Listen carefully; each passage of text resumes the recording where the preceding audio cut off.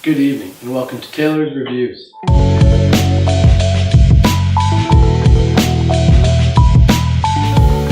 Today we are talking about this movie called Ferris Bueller's Day Off.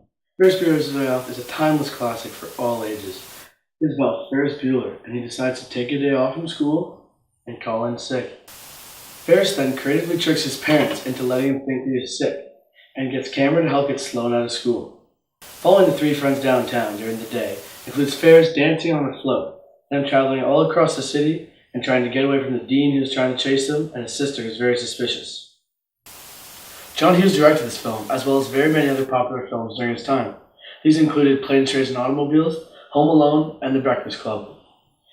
These films are all similar because they are all comedies, and they may not have the most intricate storyline, but they all convey the message that you should have fun in life and not take it so seriously. I think the actors are very well suited for their roles in the film, especially Ferris. Matthew Broderick, who plays Ferris, is a perfect kid for the job, due to his good looks and charm. Alan Ruck is also very well suited for his role, playing the nerdy and funny guy in the film. The parents in this film were also very casted well because they were married in real life and they showed great chemistry on screen. The sister and the dean also showed great enthusiasm for chasing Ferris down, adding to their roles. Something that stood out in the film, and was a great addition that Hughes decided to add, was how in a few different scenes Ferris breaks down the fourth wall. For example, in the first scene, as you can see here, the key to faking out the parents is the clammy hands. It's a good non-specific symptom. I'm a big believer in it. A lot of people will tell you that a good phony fever is a deadlock, but you get a nervous mother, you could wind up in a doctor's office. That's worse than school. You fake a stomach cramp, and when you're bent over, moaning and wailing, you lick your palms. It's a little childish and stupid, but then so is high school.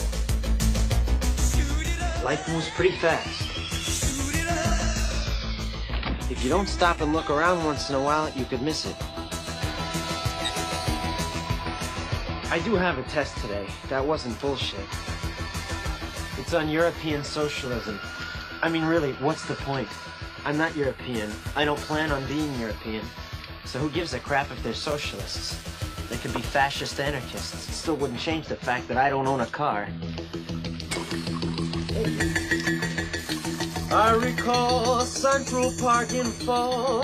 How you tore your dress. What a mess, I confess.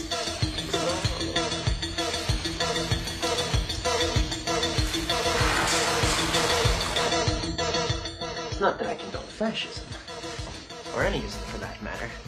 Isms, in my opinion, are not good. A person should not believe in an ism. He should believe in himself. I quote John Lennon, "I don't believe in Beatles, I just believe in me." A good point there. After all, he was the walrus. I could be the walrus. I'd still have to bum rides off of people. Ferris is describing to the audience how to fake sick and fool your parents. Doing this makes the audience feel like they are part of the movie and was a great addition that Hughes decided to add to the film.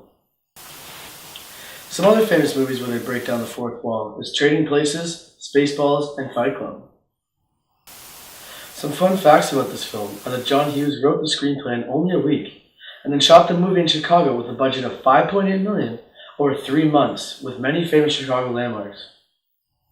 Also, since the movie was set in spring but shot in fall, some of the crew had to spray paint the yellowing leaves green. Matthew Broderick was also actually later engaged to the sister in the film. Thank you for watching my review.